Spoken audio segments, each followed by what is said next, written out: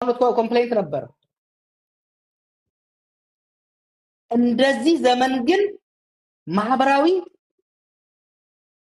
ሃይማኖታዊ ፖለቲካዊ ተቋማት ሙሉ በሙሉ የተንኮታኮቱበት complete fragmentation of every aspect of our society, our religious institutions, our state institutions, our cultural institutions ፍርክስክሳቸው የወጣበት ዋጋ ያጡበት የተወረዱበት ህዝባችንን አንድ ላይ እንደ ጉሉ ይዘው ያሉ እሴቶቻችን ከቀን ወደ ቀን እየተመናመኑ እየተሸራረፉ እየወደሙ ያለበት ሁኔታ ውስጥ ገብተናል ማለት ነው። ይህ ስለሆነ ጦርነትን ማስቆምና ሰላም ማምጣት ለኢትዮጵያ ከማንኛውም አጀንዳ ቀድሞ ቅድሚያ ሊሰጠው የሚገባ ጉዳይ ነው። ይሄን ለማድረግ በሶስት ደረጃ መሄድ አለብን ብዬ አስባለሁ። የመጀመሪያው we must silence the guns። አሁን በኦሮሚያና በአማራ በቤኒሻንጉልም የተካሄዱ ያሉ ጦርነቶች በአስቸኳይ እንዲቆሙ ቆመው ግን አሁን ሊፈነዱ በቋፍ የደረሰው የትግራይ ግጭት እንዳይፈነዳ መረባረብ ከኤርትራ ጋር የተገባው ፍጥጫ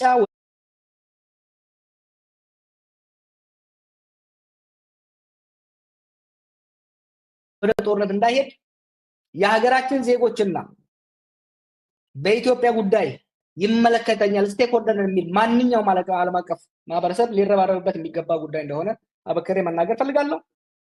አንድ ነገር ግን ተበክላ አድርግ ይላል። ሰላም ለማምጣት እንረባረብ፣ ሀገራችንን ለመታደግ ህዝባችንን ለመታደግ እንረባረብ ጊዜያዊ መሆን የለበትም። ታክቲካል አላያንስ በጸራአዊ የሚቋጭ አጭር ርብርብ ሳይሆን ሀገራችን ወደዚህ አይነት አስከፊ አደጋ እንዳትገባ ከዚህ በፊት ሲከመሩና ሲንደባለሉ የመጡ ችግሮች እንዲፈቱ ከእንግዲህ በኋላ የሚመጣው ሽግግር በሽግግር በቋፍ ላይ እንዳለ ይታየኛል። ከዚህ በኋላ የሚመጣው ሽግግር እንዳይጨናገፍ እንዳይጠለፍ ካሁኑ ሰፊ መሰረት ያለው ህዝባዊ ውይይት፣ ድርድር፣ ኒው ሶሻል ኮንትራክት መገንባት ላይ መረባረብ ያስፈልጋል። ይህ ስንል የፖለቲካ ልዩነት ያለን ሰዎች መነጋገር አስፈላጊ ነው። ከጃልመሮና ከዘመነ ካሴ ጋር በትግል ጉዳይ አልስማማም። ከአቶ ገዱና ከደብረጽዮን ጋር ከዚህ በፊት የኢህአዴግ አካል በነበሩበት ወቅት እኔ እዚህ ቆሜ እነሱ እዛ ቆመው ስንተካተክ ነበር። ከልደቱ ጋር ከቴድሮስ ጋር በፌደራል ጉዳይ አልስማማም። ሀገራችንን ሰላም ማስፈንና ጦርነትን ማስቆምን አስፈላጊና ግዴታ መሆኑ ስለሚታይ እነዚህ ልዩነቶቻችን በምንም መልኩ ሊያግዱን የሚገቡ አይደሉም።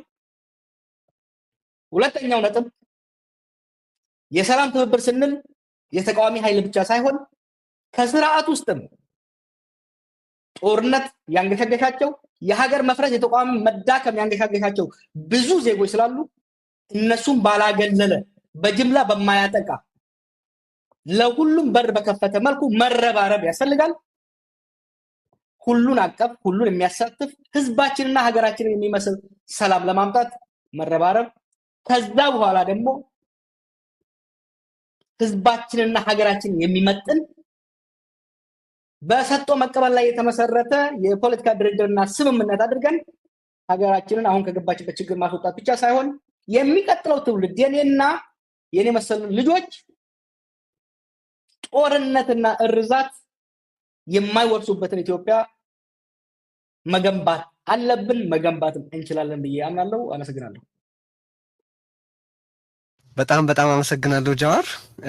ወሳኝ በሆኑ ጉዳዮች ላይ ሐሳብህን አቅርበሃል። ውይይት የሚጥሩ ናቸው። በጣም ደስ ብሎኛል በእውነት።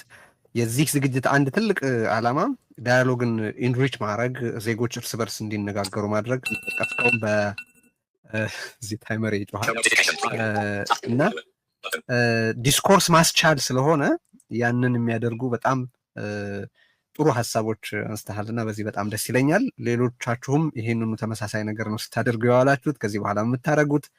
ከዚህ በኋላ ውይይቱ ስለ ሀገራችን ዛሬ የህልውና ፈተና፣ ስለ ቀጣዩ መጻኢ ጭምር የምንነጋገርበት እንዲሆን ማስቻል ነውና በዚህ ረገድ ብዙ ርቀት ሄደናል ማለት ይቻላል። ዛሬ ባደረግነው እንኳን